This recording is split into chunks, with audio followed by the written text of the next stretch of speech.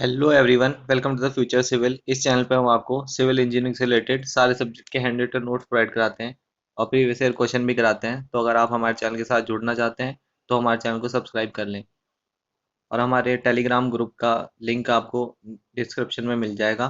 तो अगर आपको फ्री पीडीएफ चाहिए तो आप उस चैनल को ज्वाइन कर लीजिए। वहाँ पर हम आपको फ्री पीडीएफ देते हैं और प्रीवियस ईयर क्वेश्चन देते हैं। तो अगर आप चाहते हैं जुड़ना तो आप जुड़ जाइए। तो अब हम अपनी सर्वे की नेक्स्ट क्लास स्टार्ट करने जा रहे हैं। हम सर्वे में देख रहे थे different type of correction use in a chain survey. कौन कौन से करेक्शन हम यूज करते हैं तो हमने देख लिए थे काफी सारे। Correction due to sag, correction due to temperature, ये सब हमने देख लिए थे। आज हम पढ़ने जा रहे हैं नॉर्मल टेंशन। तो हम नॉर्मल टेंशन देखेंगे, फिर एक क्वेश्चन सॉल्व करेंगे इसका हम। तो चलो नॉर्मल टेंशन देखते हैं हम। नॉर्मल टेंशन मेरा क्या होता है? Correction due to pull minus correction due to sag. ठीक है, इन दोनों को हम इक्वेट करें ज़ीरो। ठीक है, ये हम क्यों करते हैं? ताकि इन दोनों करेक्शन का क्या हो जाए? न्यूट्रलाइज हो जाए। ये दोनों करेक्शन क्या हो जाए? न्यूट्रलाइज हो जाए और हमें ये दोनों करेक्शन अप्लाई ना करना पड़े। तो इसीलिए हम जो यूज़ करते हैं उसे हम बोलते हैं नॉर्मल टेंशन। तो इसमें हम पढ़ते हैं it is it is the value of pull corresponding to which the positive pull correction became exactly same as negative sag correction, so that both neutralize each other and we do not need to apply any of these two correction। ठीक है, तो दोनों correction आपका क्या हो जाए? Neutralise हो जाए और हमें दोनों करेक्शन ना अप्लाई करना पड़े। तो इसलिए हम क्या यूज करते हैं? Normal tension. तो नॉर्मल टेंशन को मैं कैसे डिनोट करता हूँ? पी एम से। ठीक है, तो देखो correction due to pull minus correction due to sag. ठीक है, सैग करेक्शन मेरा कैसा होता है? हमेशा नेगेटिव होता है। तो अगर मैं इसको इक्वल टू के इधर लेके जाऊंगा तो ये पॉजिटिव हो जाएगा। अब तुम करेक्शन ड्यू टू पुल की वैल्यू लिखो और करेक्शन ड्यू टू सैग की। अगर आपको ये वैल्यू में नहीं पता तो आप पिछली वीडियो जाके देखें, उसमें ये सब समझा रखा है। तो इसमें जो पीएम मेरा निकलेगा वो मेरा क्या होगा? Normal tension. नेक्स्ट हम इसके ऊपर एक क्वेश्चन देखेंगे। A steel tape of 30 metre length is standardise at 25 degree Celsius. ठीक है, स्टील टेप की आपकी एक है 30 मीटर लेंथ की, वो स्टैंडर्डाइज है कितने टेम्परेचर पे? 25 degree Celsius at a pull of 15 kg. ठीक है, 15 केजी का पुल उसमें लगा रखा है and the measurement of one tape length is taken at temperature 35 degree Celsius. ठीक है, तो जो हम मेजरमेंट कर रहे हैं हमारी फील्ड में, तब टेम्परेचर कितना है? 35 degree at pull of 35 kg. ठीक है, पहले मेरा कितना पुल लग रहा था? 15 केजी, और फिर 35 केजी हम लगा रहे हैं जब हम फील्ड में मेजर कर रहे हैं। फिर देखते हैं इसमें आगे। If modulus of elasticity E T, modulus of elasticity में कैसे लिखता हूँ? E T equal to 2.1 into 10⁻6 kg पर सेंटीमीटर स्क्वायर। मेरे को मॉडुलस ऑफ इलास्टिसिटी दे रखी है, अल्फा मेरे को दे रखा है 12 इंटू 10⁻⁻6 डिग्री पर Celsius. Cross section area of tape दे रखा है 0.3 centimetre square. Weight of tape दे रखा है पर मीटर लेंथ कितना? 35 ग्राम। ठीक है, अब मुझे क्या क्या करेक्शन निकालना है? तो मुझे नेट करेक्शन निकालना है due to temperature, due to pull, due to sag. ठीक है, तो ये सारे फॉर्मूले हम यूज करेंगे। तो आप पिछली वीडियो देख लीजिएगा अगर आपको फॉर्मूले नहीं पता। और हमें क्या निकालना है? Normal tension. तो बस पहला मैं निकालता हूँ करेक्शन ड्यू टू टेम्परेचर। तो करेक्शन ड्यू टू टेम्परेचर का मेरा फॉर्मूला क्या था? L nought alpha T M minus T nought. तो एल नॉट की मेरी क्यों वैल्यू दे रखी है? देखो एल नॉट कितना मेरे को दे रखा है? 30 मीटर। तो यहाँ पर सिंपल आप पुट करो 30 मीटर। अल्फा की मेरी वैल्यू कितनी है? 12 इंटू 10⁻⁻6। और T M temperature at the time of measurement, measurement में कितना टेम्परेचर था तुम्हारा? 35 माइनस स्टैंडर्डाइजेशन में, मतलब जब टेप हमने बनाई थी तब कितना टेम्परेचर था? 25। तो ऐसे करके तुम क्या निकाल लोगे, करेक्शन ड्यू टू टेम्परेचर। तो टेम्परेचर की वजह से कितना करेक्शन करना पड़ेगा, प्लस 3.6 mm का। ठीक है, नेक्स्ट हम देखते हैं correction due to pull. Correction due to pull का क्या फॉर्मूला होता है हमारा, PM minus P naught bracket close L naught divided by AT ET। तो करेक्शन ड्यू टू पुल देखो कैसे निकालते हैं, PM मेरा कितना दे रखा है, pull at the time of measurement. ठीक है, कितना मेरे को दे रखा है, 35। जब हम टेप से ग्राउंड में यूज कर रहे थे तब हमने कितना पुल लगाया, 35। और P नॉट मेरा इनिशियल में पुल कितना था, 35 जब टेप बन रहा था स्टैंडर्डाइजेशन के टाइम पे। तो 35 माइनस 15 डिवाइडेड बाय एरिया कितना है हमारे का दे रखा है, 0.3 क्वेश्चन में दे रखा है, आप क्वेश्चन लिख के देख सकते हो उसे। इंटू ET हमें कितना दे रखा है, 2.1 इंटू 10⁻6। तो अगर आप इससे निकालेंगे तो आपका आंसर आएगा 0.95 mm। ठीक है, तो ये मेरा किसका करेक्शन हो गया, करेक्शन ड्यू टू पुल का। नेक्स्ट मैं देखता हूँ करेक्शन ड्यू टू सैग। तो करेक्शन ड्यू टू सैग का हमारा फॉर्मूला क्या था, W square L not cube 24 PM square. तो देखो तुम्हें वेट कितना दे रखा है, 35। ठीक है, ये केजी में था तो इसे किस में करना पड़ेगा, ग्राम में करना पड़ेगा, 1000 से डिवाइड कर दोगे। तो वहीं ये यहाँ कर रखा है, स्क्वायर माइनस क्यों होता है, क्योंकि करेक्शन ड्यू टू सैग मैं हमेशा क्या लेता हूँ, नेगेटिव। क्यों लेता हूँ वो पिछली वीडियो में आप देख सकते हैं। ठीक है, फिर हम देखते हैं इसमें, फिर आप इसे सॉल्व करोगे तो आपका आंसर क्या होगा, -1.125 mm। तो करेक्शन ड्यू टू सैग भी हमने निकाल लिया, करेक्शन ड्यू टू पुल भी हमने निकाल लिया, करेक्शन ड्यू टू टेम्परेचर भी हमने निकाल लिया। तो जो हमारा ए पार्ट था वो हमारा पूरा हो चुका है, मतलब टेम्परेचर भी हो गया है, करेक्शन ड्यू टू पुल भी हो गया है और सैग भी हो गया है। तो फिर क्या करोगे, तो नेट करेक्शन अगर तुम्हें निकालना है, नेट मतलब ओवरऑल करेक्शन टोटल, कैसे निकालोगे देखो, नेट करेक्शन कैसे निकालोगे, correction due to temperature plus correction due to pull plus correction due to sag. तो अगर तुम तीनों को ऐड कर दोगे, ये माइनस का क्यों है, क्योंकि ये क्या है, करेक्शन ड्यू टू सैग, और सैग करेक्शन में क्या लेता हूँ हमेशा, नेगेटिव। ठीक है, तो आंसर क्या आ जाएगा, तो नेट ओवरऑल करेक्शन हमें कितना करना पड़ेगा, 3.425 mm। तो ये आपका क्वेश्चन था। अब हमें सेकंड पार्ट में क्या निकालना है, हमें नॉर्मल टेंशन। ठीक है, तो नॉर्मल टेंशन का फॉर्मूला हमारा क्या होता है, PM, ये क्या है, ये किसका है, C पुल का, और ये किसका है, C सैग का।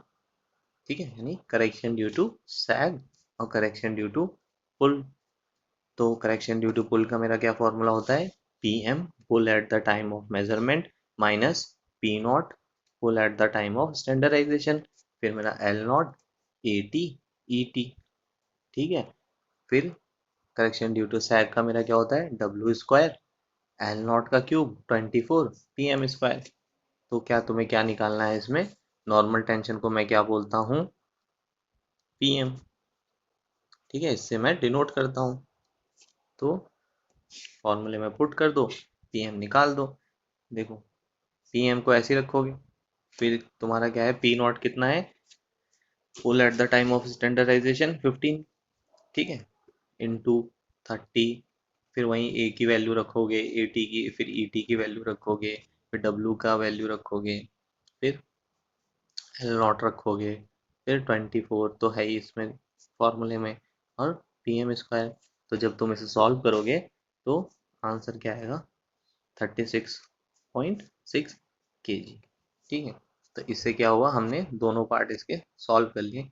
हमने क्या क्या निकाल लिया, नेट करेक्शन निकाल लिया, किस किस वजह से, टेम्परेचर, पुल और सैग, और नॉर्मल टेंशन निकाल लिया। ठीक है, तो आप इसे अच्छे से, आप इसे खुद सॉल्व करके देखना, पहले क्वेश्चन रोकना, ठीक है, वीडियो को रोकना, आप क्वेश्चन लिखना, और अगर फॉर्मूले नहीं पता तो प्रीवियस वीडियो देखना और फॉर्मूले लिख के एक पेज पे फिर इसे सॉल्व करने की कोशिश करना। अगर नहीं सॉल्व हुआ फिर देखना आप कि कहाँ मिस्टेक कर रहे हो। ठीक है।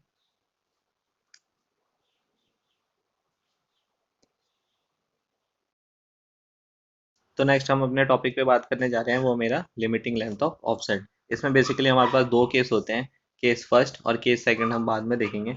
तो केस फर्स्ट मेरा क्या है, एरर इन लेइंग डायरेक्शन। अब अगर आपने क्या कर रखा है, ये मान लो आपकी चेन लाइन है, चेन लाइन, इसमें आपने लेइंग डायरेक्शन में आप जब ऑफसेट सेट कर रहे हो तब इसने आपने क्या कर रखी है, गलती कर रखी है। ऑफसेट क्या होता है, अगर आपको ये नहीं पता तो आप पिछली वीडियो में जाके देख सकते हैं। तो हम इसको देखते हैं। मान लो ये मेरी चेन लाइन है ए बी। ठीक है।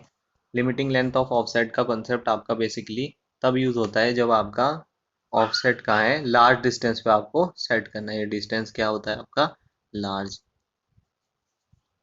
ठीक है। तब ये कॉन्सेप्ट आता है। मान लो ये पॉइंट P है। ठीक है। यहाँ पे आपको ऑफसेट सेट करना था, कहाँ से, ये पॉइंट C से। मगर डिस्टेंस ज़्यादा होने की वजह से आपने क्या किया, पहले से ही इसको परपेंडिकुलर मान के यहाँ से आपने सेट कर दिया। तो अगर मैं यहाँ से एक परपेंडिकुलर लाइन ड्रॉ करूँ तो आपका कितना का एरर आया, थीटा एंगल का। ठीक है। तो यही देख लेते हैं हम। ये अगर मैंने परपेंडिकुलर ड्रॉ किया तो मेरा कितने का डिफरेंस आया, थीटा एंगल का। ये एरर आया मेरा। ठीक है। इस वाले एंगल को कैसे निकाल सकता हूँ मैं, 90 माइनस थीटा, और इसको 90 प्लस थीटा। ठीक है। तो ये आपका क्या है, ग्राउंड पे जो आपने बनाया है, और ये पेपर पे आप पर कैसे रिप्रेजेंट कर दोगे, ऐसे। तो पर कुछ एरर तो आएगा ही ना, क्योंकि आपने डिस्टेंस लार्ज था और आपने पहले से ही मान लिया कि हाँ ये आ गया है, परपेंडिकुलर सेट हो गया मेरा। पर एक्चुअली में तो नहीं हुआ था ना। और पेपर पे आप ऐसा कर दोगे। ठीक है। पेपर पे आप रिप्रेजेंट कर दोगे ऐसा। तो वहीं हम इसकी देखते हैं definition, limiting length of offset.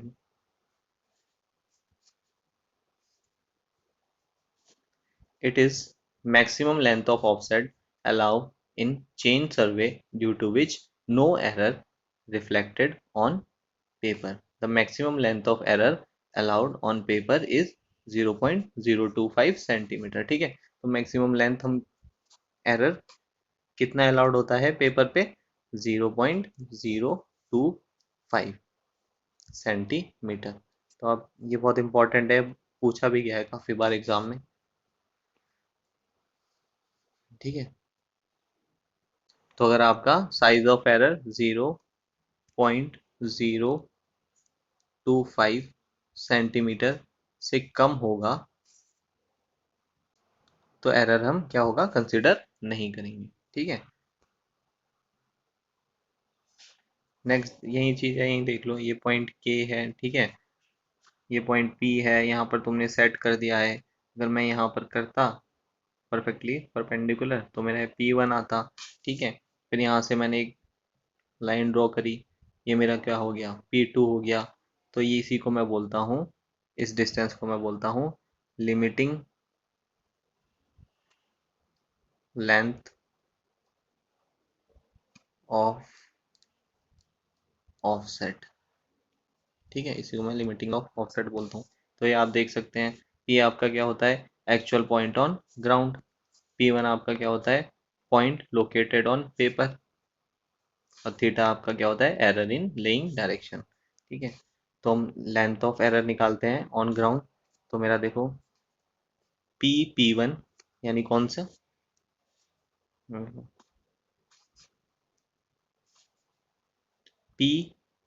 P1। ठीक है। ये किसके नियरली इक्वल है, ये किसके, P2 के। मतलब ये और ये नियरली इक्वल ही है, P1 और P2 ये क्या है, नियरली इक्वल ही है। तो इसकी अगर मैं लेंथ है मेरी क्या आएगी, L sine theta. L sine theta किसमें, मीटर में। और मेरा स्केल ऑफ मैप मैंने क्या ले रखा है, 1 centimetre is equal to S metre. मतलब 1 centimetre on paper equal to S metre. S मतलब कुछ भी हो सकता है आपका ऑन ग्राउंड। ठीक है। ये आपका ग्राउंड पे है और ये आपका पेपर पे। फिर length of error on paper, ठीक है, length of error on paper आपको निकालना है। आप कैसे निकालोगे? L sine theta divided by S should not be greater than किससे? 0.025 एस। फिर लिमिटिंग लेंथ ऑफ ऑफसेट यानी एल की वैल्यू आपको निकालनी है, तो एल आप कैसे निकाल लोगे? 0.025 एस साइन थीटा। ठीक है, ये आपकी आ गई लिमिटिंग लेंथ ऑफ ऑफसेट। ये कब के लिए है? जब एरर इन लेइंग डायरेक्शन में हो। अब हम नेक्स्ट केस देखते हैं अपना। नेक्स्ट केस मेरा क्या है? Error in laying direction as well as linear direction. ठीक है, तो क्या कर रखा है तुमने? एरर तो लेइंग डायरेक्शन में भी एरर आ रखा है तुम्हारा, और प्लस तुमने डिस्टेंस भी गलत नापी है। ठीक है, नाप ली तुमने यहाँ तक, होनी चाहिए यहाँ तक, तो ये डिस्टेंस भी तुमने गलत नापी है। तब हम देखते हैं इसको कैसे सॉल्व करेंगे। ठीक है, वैसे ही है तुम्हारा भी। मान लो ये तुम्हारा कोई पॉइंट है, तुमने यहाँ से नाप लिया, ये एरर हो गया मेरा। ठीक है, नापना तुम्हें यहाँ तक था। ये हमेशा ना लार्ज डिस्टेंस की वजह से ही होता है, प्रॉब्लम आती है। स्मॉल डिस्टेंस में तो तुम अच्छे से सेट कर लोगे। तो ये कोई पॉइंट तुम्हारा P2, ठीक है, ये P है तुम्हारा पॉइंट, यहाँ पर तुमने सेट कर लिया। मार्क तुमने कहाँ तक कर रखा है लाइन? P तक। और होनी कहाँ तक चाहिए थी? यहाँ तक। ठीक है, तो ये तुम्हारा x का एरर आ गया ना, तो ये तुम्हारा x का एरर आ गया यहाँ पर। ये मेरा क्या है? लिमिटिंग लेंथ ऑफ ऑफसेट जो हमने पहले निकाला था, ये क्या है? L sine theta. ठीक है, और इसी को, और ये मेरा P1 है। तो ये मेरा जो ट्रायंगल बना, इसको मैं क्या कहता हूँ? Triangle of error. ठीक है, तो यहाँ तो कोई दिक्कत नहीं होनी चाहिए, पीछे वही समझाया आपको। तो इसमें देख सकते हो आप,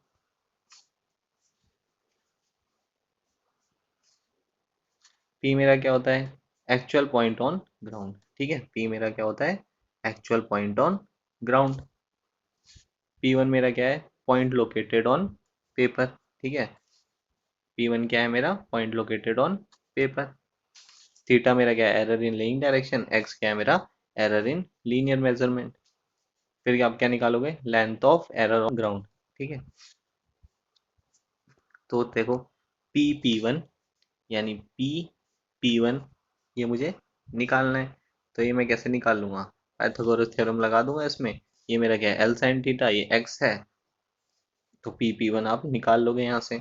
स्केल ऑफ मैप वही है, 1 = S सेंटीमीटर। ठीक है, फिर क्या? अगर मुझे under root bracket L sine theta का square plus x square divided by S should not be greater than, किससे ग्रेटर नहीं होना चाहिए? 0.025 सेंटीमीटर। फिर मैं यहाँ से क्या होगा? एल की वैल्यू निकाल लूंगा। तो जब एल की वैल्यू निकालूंगा तो क्या आएगा? 1/sin theta under root 0.025 s का whole square minus x square. ठीक है, तो ये सिंपल है, पिछले वाले की तरह ही है। तो अगर आपसे कभी क्वेश्चन में पूछा गया है कि एरर इन लेइंग डायरेक्शन भी है और as well as linear distance भी है, तो आप कौन सा फॉर्मूला यूज करोगे? ये वाला। और वहीं आपसे पूछा है क्या है कि एरर किस में है? सिर्फ लेइंग डायरेक्शन में। तब आप कौन सा फॉर्मूला यूज करोगे? ये वाला। ठीक है, तो ये इंपॉर्टेंट है आपका। नेक्स्ट हम देखते हैं, इसमें कुछ क्वेश्चन देख लेते हैं। देखो, ये मेरा क्वेश्चन है, क्वेश्चन नंबर फर्स्ट। ये मेरा किसका है? Error in laying direction. ठीक है, अगर हमारा सिर्फ लेइंग डायरेक्शन में एरर आ रहा है, तब देखो, थीटा की वैल्यू मेरे को गिवन है 6 डिग्री, और एस मेरे को दे रखा है 60। मेरे को क्या निकालना है? Limiting length of offset. तो फॉर्मूला मेरा क्या होता है? 0.025 S divided by sine theta. तो एस की वैल्यू मुझे दे रखी है, साइन थीटा दे रखी है, तो ये 14.35 मीटर। वही मेरा क्वेश्चन है दूसरा, आप सॉल्व भी कर सकते हो, खुद से सॉल्व करना, वो ज़्यादा अच्छा होगा आपके लिए। नेक्स्ट हम देखते हैं, थीटा अगर मुझे 6 डिग्री दे रखा है, एस मेरा कितना है? 5 मीटर। तो अगर आप इसे सॉल्व करोगे तो 1.19 मीटर आंसर आएगा। वहीं देख लेते हैं, अगर क्या है, केस 2 देख लेते हैं। अगर error in laying direction as well as error in linear measurement का केस देख लेते हैं। एल की मुझे वैल्यू दे रखी है 20, एक्स मुझे दे रखा है इतना 25 सेंटीमीटर, मीटर में कन्वर्ट करूंगा 0.25, एस मुझे दे रखा है कितना 50। तो ठीक है, तो इसमें तुम्हें क्या निकालना है, इसमें निकालना है तुम्हें थीटा। तो थीटा निकालने के लिए क्या करोगे, L equal to 1/sin theta under root 0.025 S का whole square minus x square. ठीक है, तो एक्स की वैल्यू तुम्हें दे रखी है, एल की दे रखी है, एस दे रखा है, तुम ये निकाल सकते हो थीटा। बस तो इतना ही था। तो चलो आज के लिए हम इतना ही रखते हैं, नेक्स्ट हम अगली क्लास में डिस्कस करेंगे। अगली क्लास में हम कंपास सर्वे स्टार्ट करेंगे, कंपास सर्वे। तो अगर आपको इसकी पीडीएफ चाहिए तो नीचे डिस्क्रिप्शन में मैं आपको लिंक दे दूंगा टेलीग्राम ग्रुप का, आप उसे जाके ज्वाइन कर लीजिए, वहाँ पर आपको हम लिंक प्रोवाइड करा देंगे। ठीक है, थैंक यू।